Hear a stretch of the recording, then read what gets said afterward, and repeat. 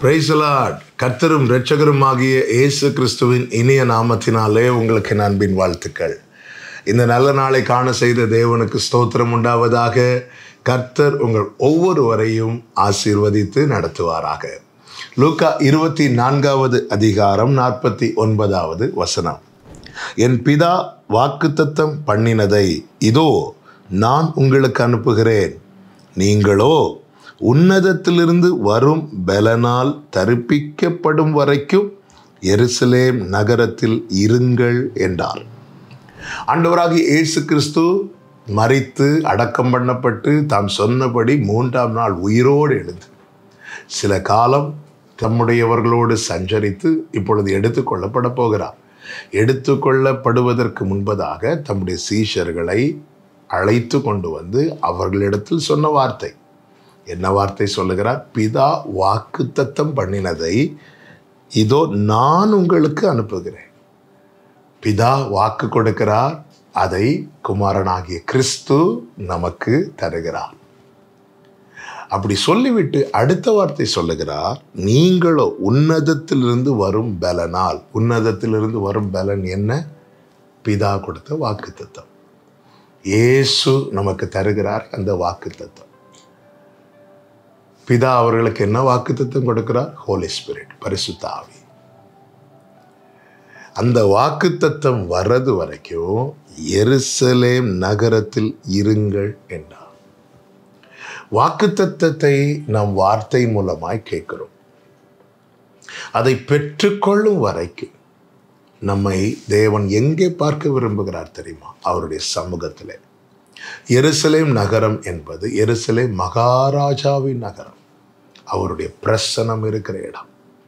அப்படி என்றால் வாக்குத்தத்தத்தை சுதந்திரிக்க காத்திருக்கிறவர்கள் என்ன செய்யணும் தெரியுமா? அவருடைய சமூகத்தை விட்டு விலகாதிருக்கணும். எவ்விதத்திலும் சமூகத்தை விட்டு விலகக்கூடாது. ஏறக்குறைய 500 பேர் இந்த இடத்துல இருக்கிறாங்க. இயேசு கிறிஸ்து எடுத்துக்கொள்ளப்படும் போது 500 பேர் உண்டு. ஆனால் வாக்குத்தத்தம் அனுப்பப்பட்ட போது மேல் வீட்டறையிலே வெறும் 120 பேர் தான் இருந்தார்கள். அந்த 120 பேர் மேல் பரிசுத்த ஆவியானவர் வந்து இறங்கினார். ஏன் இந்த 120 பேர் மேல் இறங்கினார்? ஏன்னா இந்த 120 பேர் தான் கர்த்தர் சொன்னபடி பிரசன்னத்திலே தரித்திருந்தார்கள். பிரியமான கர்த்தருடைய பிள்ளைகளே, கூட்டத்தோடு கூட்டமாக இருந்து வாக்குத்தத்தத்தை எல்லாம் கேட்கிறோம். நமக்கு தான் பேசினார், உண்மை. ஆனால் காத்திருக்கிற காலத்தில் அவருடைய சமூகத்தில் தரித்திருக்கிறோமா? ஆதாம் பாவம் செய்து சமூகத்தை விட்டு விலகினார். யோனா அவர் சித்தம் செய்ய விரும்பாமல் சமூகத்தை விட்டு விலகினார். பாவம் செய்கிறவன் சமூகத்தை விட்டு விலகுகிறான், அவர் சித்தம் செய்ய விரும்பாதவன் சமூகத்தை விட்டு விலகுகிறான். நாமும் இப்படிப்பட்ட காரியங்களை செய்து சமூகத்தை விட்டு விலகுவோம் என்றால் நம்முடைய வாழ்க்கையில எப்படி வாக்குத்தத்தத்தை சுதந்திரிக்க முடியும்? எத்தனை வார்த்தைகளை நம்மோடு பேசி நம்மை பலப்படுத்தி இதுவரை கொண்டு வந்திருக்கிறார். எத்தனை சுதந்திரித்திருக்கிறோம். கர்த்தர் இந்த நாளிலே தருகிற வார்த்தை இதுதான். சமூகத்தை விட்டு விலக பண்ணுகிறவைகளை உங்களை விட்டு விலக்குங்கள். சமூகத்தில் இருக்க செய்ய வேண்டியவைகளை தொடர்ந்து செய்யுங்கள். அவருடைய சமூகத்தில் தரித்திருங்கள்.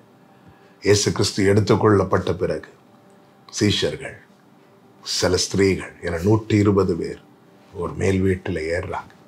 1 நாள், 2 நாள், 3 நாள், 4 நாள், 5 நாள், ஒரு மாற்றம் இல்லை. ஆனாலும் விலகல்ல, அவங்க சமூகத்தில் தரித்திருந்தார்கள். பெந்தேகோஸ்தே என்னும் நாள் வந்த போது பிதா கொடுத்த வாக்குத்தத்தம் ஆண்டவராக இயேசு கிறிஸ்து அனுப்பினார். அந்த வாக்குத்தத்தம் தான் பரிசுத்த ஆவியானவர் ஒவ்வொருவர் மேல் வந்து இறங்கினதை வேதம் நமக்கு பிரத்யட்சமாய் காண்பிக்கிறது. அந்த பட்டணத்தார் அத்தனை பேரும் அறிந்து கொண்டார்கள். அந்த நாளிலே 3000 பேர் ரட்சிக்கப்பட்டார்கள். வாக்குத்தத்தத்தை சுதந்திரிக்கும் போது நாம் மற்றவர்களை ஆதாயப்படுத்தி கொள்ளும்படியான வல்லமையும் கிருபையும் நம்மை சூழ்ந்து கொள்ளும். காத்திருந்து பெற்றுக்கொள்ள கர்த்தர் அனுகிரகம் செய்வாராக. சமூகத்தை விட்டு மட்டும் விலகாதீர்கள். நிச்சயமாய் சுதந்திரிப்பீர்கள். கர்த்தர் உங்களை ஆசீர்வதிப்பார். நல்ல தகப்பனே, இந்த நாளில் எங்களோடு கிருபையாய் பேசி உணர்த்தின அன்புக்காய் நன்றி. நாங்கள் வாக்குத்தத்தத்தை வாங்குறதுக்காக வாக்குத்தத்தம் எங்களுக்கு இன்னொரு வாக்குத்தத்தம் தர மாட்டீரா என்று கேட்க வருகிறோம். வாக்குத்தத்தத்தை வாங்குகிறோம். அதன் பிறகு சமூகத்தை விட்டு விலகி போகிற நிலை காணப்படுகிறது. உங்கள் சமூகத்தில் எப்படி சீஷர்கள் அன்று தரித்திருந்தார்கள், அதே போல தரித்திருந்து பெற்றுக்கொள்ள எங்களுக்கு கிருபை செய்யும். இயேசுவின் நாமத்தில் பிதாவே, ஆமென்.